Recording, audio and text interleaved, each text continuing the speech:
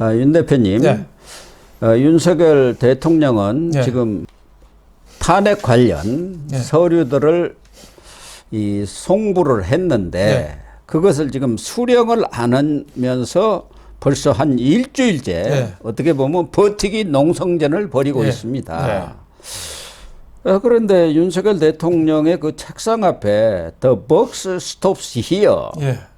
이런 말을 탁 걸어 놓았는데 여기에 맞는 것인지 그리고 윤 대통령이 지난 2일인가 16일 담화 그때 보니까 정치적 법적 책임을 회피하지 않겠다 이렇게 해놓고 완전히 빈말 아닌가. 대통령이 그래도 대국민 약속을 했으면 최소한도 대통령으로서의 그런 권위와 명예와 자존심이 있다면 좀 지켜야 하는 것 아닌가 하는 생각이 들어요. 네, 뭐 그런 좀 아쉬운 점은 있죠. 지금 뭐 헌법재판소에서 그 탄핵 심판 접수 통지 출석 요구서 또 준비 명령 뭐 이런 거를 그 계속 보냈는데 답이 없었기 때문에 오늘 뭐 처리 방안을 발표한다고 그래요. 예, 헌법재판소에서 발송 송달 뭐 유치 보충 송달 뭐 공시 송달 이런 게 있어요. 그래서 계속 안 받으면은 공시 송달을 하면은 접수하고 게시판에 게재하고 2주 후면은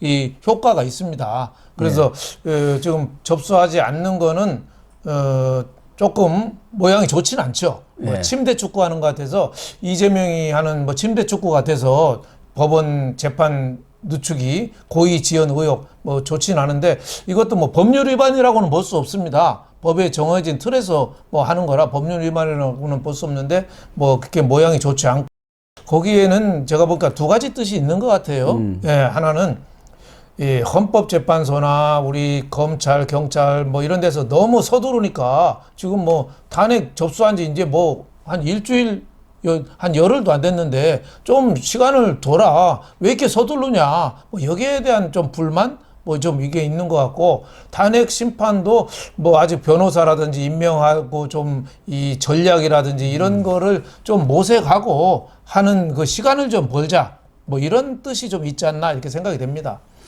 그런데 헌재에서 이런 공식적인 탄핵 관련 서류를 송부를 하면 그것은 수치를 해야 하는 것 아닙니까? 그런데 경호처에서도 수치를 거절하고 있고 관제로도 갔는데 그건 뭐 우편, 인편, 전자 시스템 다 보냈는데도 수치인 부지라는데 대통령이 그 관제에 있는 거 아닙니까? 더군다나 노무현 전 대통령 같은 경우는 바로 다음 날 받았어요. 노무현 전 대통령하고 박근혜 그러니까 탄핵안 가결되고 그 다음 날 받았고 박근혜 전 대통령은 당일 날 받았지 않습니까? 그렇죠. 이건 일단 받아놓고 그렇게 하는 것이 순리 아니겠습니까? 안 받을 이유는 또 없잖아요. 그렇죠. 그러니까 지금 관저에서 대통령 관저에서는 경호처가 수령을 거부하고 있고 또 우편으로 보냈더니 그건 수치인 부재 또 접수를 안 하고 있고 좀 늦어지고 있죠. 늦어지고 있는데 제가 보기에는 앞으로 법률적으로 할 수 있는 한 최대한 대응하겠다. 여기에 대해 어떻게 보면 방점이 찍혀 있지 않나 이렇게 생각이 됩니다. 아니 법률적인 대응은 어차피 탄핵 심판, 탄핵 심리가 이루어지니까 거기 가서 대응하는 것이지 서류는 받아놓고 그리고 거기에 따라서 이제 법률적인 대응을 해가는 것이고 지금 뭐 며칠 이렇게 안 받는다고 해가지고 그게 얼마나 탄핵 심판에 영향이 있을지는 저는 의문이에요. 오히려 모양새만 구기는 거 아닙니까? 대통령이라는 사람이 저렇게 법꾸라지 행태를 하냐. 본인이 법조인 출신이고 법을 지켜야 할 사람인데 뭐 꼭 법을 어겼다고 할 수는 없지만 집에 있는데도 안 받으면은 그건 말이 안 되지 않습니까? 그렇죠. 우리 같은 경우 집에 있는데 안 받으면은 일반인 같으면 뭐라고 하겠어요? 당장 뭐 조치가 나올 거예요. 뭐 법률 위반이라고는 볼 수 없지만 보기에 좋지는 않죠. 일국의 뭐 지도자고 지금 직무 정지 상태이긴 하지만은 바로 접수해서 대응하는 게 뭐 옳은 전략이다. 저는 이렇게 생각합니다. 아니 본인도 또 얘기를 했잖아요. 수사든 뭐 탄핵 심판이든 당당하게 나가서 자기가 맞서 싸우겠다고 했어요. 그런데 지금 수사의 경우도 검찰이라든가 이런 데서도 출석 요구서를 두어 번 보냈는데도 뭐 출석을 거부를 했고 검찰은 또 공수처에 넘겼는데 공수처도 뭐 지난번 한 번 했고 이번에는 또 25일 날 그날은 공휴일이기는 예. 합니다만은 공휴일날 나오라는 것도 좀 그렇기는 해요. 그러나 대통령의 경호라든가 이런 것을 감안해서 25일이 나와서 수사를 받으면 좋겠다 하는데 갈 생각은 또 없는 것 같아요. 그러니까 자기 이야기를 지키지 않는 게 문제 아닙니까? 수사든 탄핵 심판이든 맞서 싸우겠다는 것은 가서 법률적으로 부당함을 또 자기 주장이 정당함을 그걸 변론을 하겠다 그 얘기 아닙니까? 네, 그렇죠. 근데 이제 윤 대통령의 앞으로 어떻게 법률적인 대응을 할지 그 일단을 좀 엿볼 수는 있을 것 같아요. 처음에 이제 비상계엄할 때 뭐 수사 시작하고 하니까 나는 통치행위다. 이거는 뭐 내란이 아니라 통치행위다. 반헌법적이 아니다. 뭐 폭동이 아니다. 뭐 이런 식으로 했는데 앞으로 우리나라 이 법적으로는 내란죄 수사는 지금 경찰만 할 수 있거든요. 공수처에서는 내란죄 수사를 할 수가 없어요. 근데 지금 공수처에 좀 넘어가 있거든요.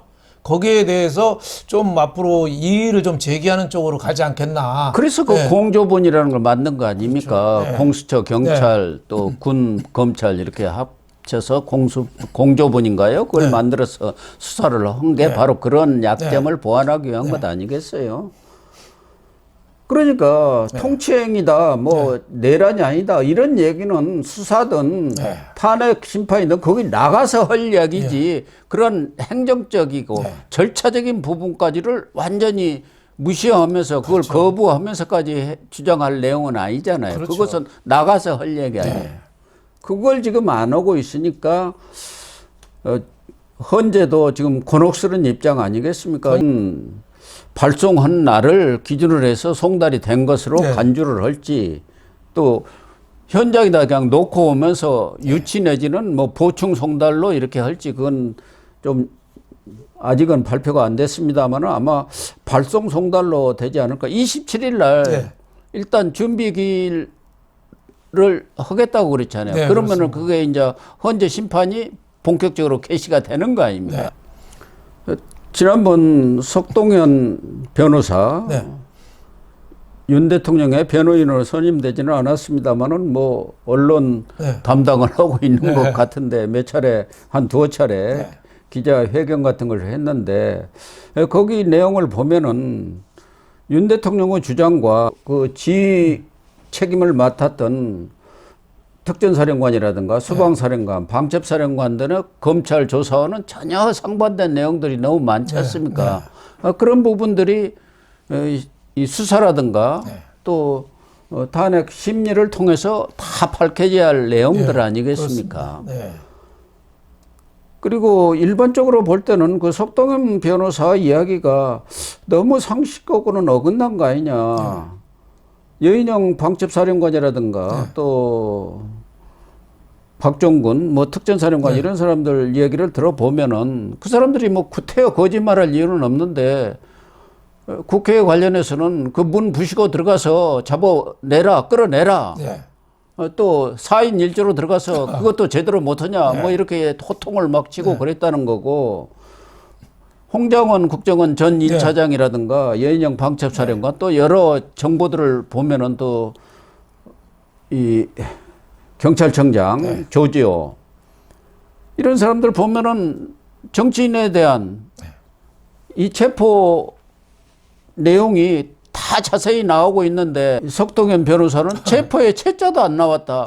그런 것들이 과연 윤 대통령의 어떤 이미지라든가 여론전을 한다고 나와서 한 것 같은데 오히려 역효과 내는 거 아닌가요? 상식적으로 얘기를 해야지. 그러면 그런 사람들이 공연히 대통령이 지시하지도 않고 또 거기서 뭐 김용현이가 지시를 했던 누가 했던 그런 것도 없는데 와서 언론이라든가 또 검경 조사 과정에서 이 얘기를 했을 리는 없지 않습니까? 상식적으로 보면. 그렇죠. 뭐 사령관이나 정보사령관이나 뭐 특수사령관이나 이런 분들의 얘기가 어느 정도 신빙성은 있다고 봐야죠. 그렇죠. 상당히 또 녹음 테이프도 나왔고 상당히 나왔는데 저는 이 수사가 그런데 간단할 것 같지는 않아요. 왜냐하면 석동현 변호사가 체포의 채자도 안 나왔다고 그랬잖아요. 그러면은 대통령은 완전히 부인하는 거잖아요. 그러면은 이거를 맞추려면은 대질신문하거나 소환조사하거나 뭐 이래야 되는데 이게 뭐 그래서 지금 나오라는 거 아닙니까? 이게 간단하지는 않겠다 이런 생각이 들어요. 또 출두하면은 또 체포영장 뭐 발부하고 구속영장 발부까지 갈 수도 있잖아요. 그렇죠. 근데 그게 또 쉽게 또 안 될 수도 있죠. 현직 대통령이 직무 중단이긴 하지만은 그게 체포영장도 그렇고 체포영장이 나온다고 그래도 바로 또 풀어줘야 되거든요. 또 구속영장이 된들 그게 그 쉽겠느냐 이런 생각이 좀 들어요. 네.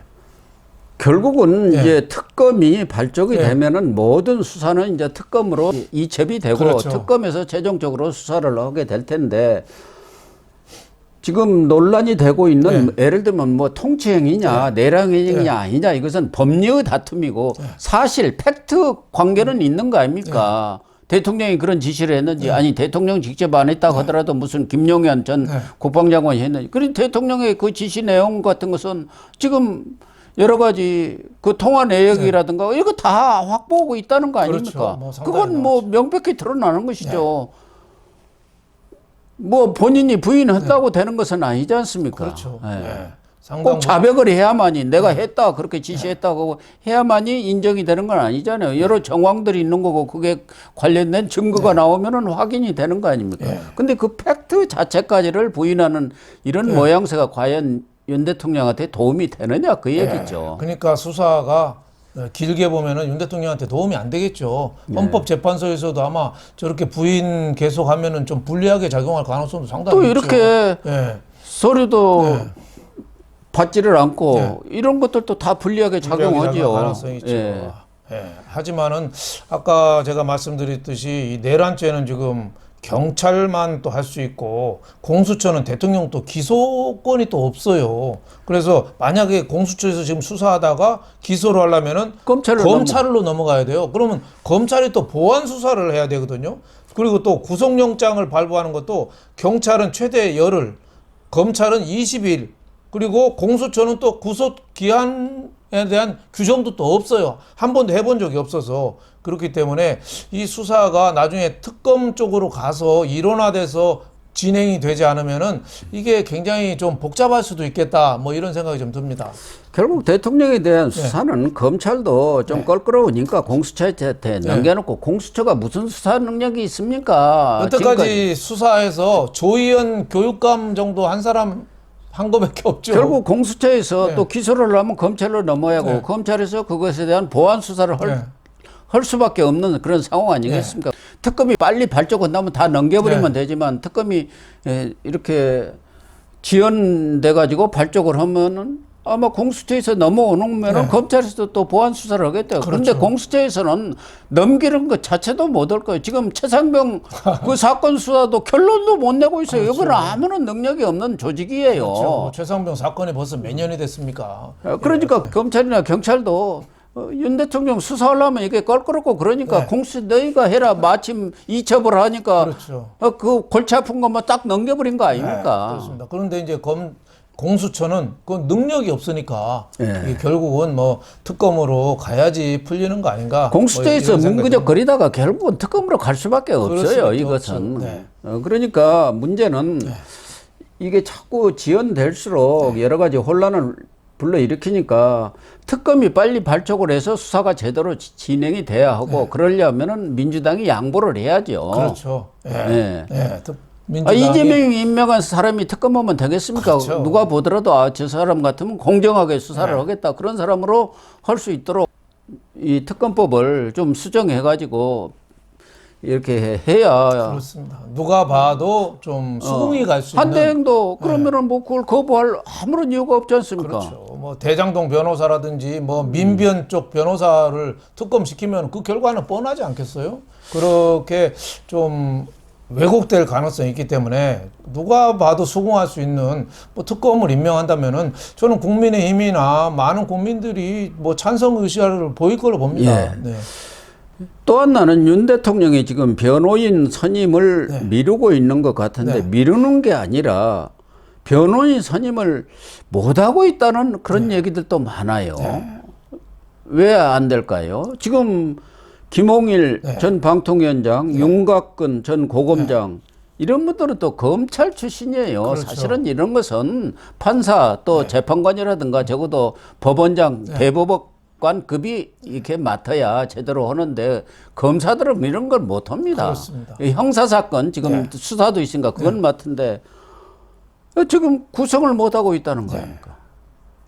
뭐 돈 문제는 아닌 것 같은데 돈 문제도 너무 큰 거예요. 실제로 돈 문제가 크다는 거예요. 우선 하나는 어떤 사람이 이걸 맡으면은 자기가 맡았던 일들은 다 손을 털어야 하는데 그걸 하기가 쉽지가 않고 우선 맡을 사람이 없다는 거예요. 이렇게 맡겠다 한다면 적어도 비상계엄에 대해서 어느 정도 그 필요했다. 거기에 동의를 해야 하는데 대부분의 사람들이 접촉한 사람들이 아니 자기는 계엄에 동의를 못 하는데 거기 가서 어떻게 변호를 하느냐 그런 입장이라는 거 아닙니까? 그렇죠. 생각이 같거나 뭐 여러 가지 좀 지원이 좀 가능해야 되는데 과거 이재명 재판은 그렇게 많고 수사 많이 받아도 변호사들이 우글거렸거든요. 국회의원 하나씩 줬잖아요, 공천. 다 뭐가 대장동 있으니까 변호사 하나씩 그렇죠. 다 줬어요. 박근혜 전 대통령은 거의 변호사 뭐 그때 많이 자원봉사식으로 했지 제대로 많이는 못했을 거예요. 그 유영아 그래도 변호사 한 10대 명씩 됐죠. 많이 탄핵 때 좀 변호사 좀 여럿이 하다가 나중에는 그 많지는 않았죠. 그렇게 돈 문제도 상당히 좀 있지 않나 이렇게 생각이 되는데 이거는 아무래도 뭐 비상계엄이라는 좀 특수한 상황 그리고 좀 여러 가지 대가 뭐 이런 거에 대한 그 불안감 뭐 이런 게 작용하지 않을까 생각이 됩니다. 그러니까 비상계엄을 변론을 한다는 게 대해서 상당히 그것은 두고두고 오명이 남을 가능성이 있는데다 윤석열 대통령이 돈이 없답니다. 물론 뭐 김건희 여사가 돈을 주면은 거기에 돈이 좀 있다니까 모르지만 윤석열 대통령은 다 알잖아요. 돈 없는 거. 유명한 변호사들은 돈 엄청나게 받고 그렇겠죠. 변론을 하는데 그거 다 때려치우고 여기다 전념을 해야 한다는 거죠. 이런 걸 맡으면은 또 우선 로펌에서 싫어한대요. 그거 가지 말라고 한다는 거 아닙니까? 우리 로펌 괜히 또 김홍일 변호사가 로펌에 그만두면서 그랬잖아요. 어떡하겠냐. 나라도 해야지. 그러니까. 그런 얘기했어요. 할 사람이 없고. 방통위원장 뭐 잠깐 하다가 이제 나오신 분인데 두 사람 간에는 워낙 이제 오랜 인연이 40년 지기죠. 그 대검 중수부에 같이 위아래로 근무했으니까. 근데 어떡하겠냐. 나로서 뭐 그 로펌까지 그만두고 와서 해야 되니까 뭐 그런 어려움을 표시한 걸로 보입니다. 어쨌든 윤석열 대통령 측에서도 나름대로 전략과 뭐 여러 가지 사정이 있겠지만 국민들이 보기에는 대통령이 문서까지도 헌재가 공식적으로 발송한 문서까지도 번연히 뻔히 집에 관저에 있고 경호처가 있는데 그 수령 자체를 거부한다는 것 그런 모습은 정말 이재명이가 써먹던 수법 똑같은 거 아니냐 침대 축구 전략을 똑같이 쓰느냐 그런 비난과 오해를 살 가능성이 있는 거 아니겠습니까? 그렇습니다. 더군다나 대통령 아닙니까? 지금까지는 어쨌든. 그렇죠. 그런 영화 타짜에 나오는 대사가 있잖아요. 우리가 돈이 없지 가오가 없냐. 그러니까요. 체면, 이 명분 이게 중요하다는 얘기거든요. 타짜에 김혜수가 아마 그랬나요? 누가 그랬을 거예요. 우리가 돈이 없지 가오가 없냐. 명분, 책임감 이게 중요한데 좀 저는 윤 대통령이 물론 뭐 이 수사권이라든지 헌법재판소라든지 너무 서두르니까 거기에 대한 불만도 있고 아직 좀 우왕좌왕하다 보니까 변호사도 좀 세팅이 안 됐고 그래서 좀 시간을 좀 끌자는 전략 같은데 그럼에도 불구하고 빨리 이 자리를 잡아서 대응해야죠. 그러는 게 좋을 것 같습니다.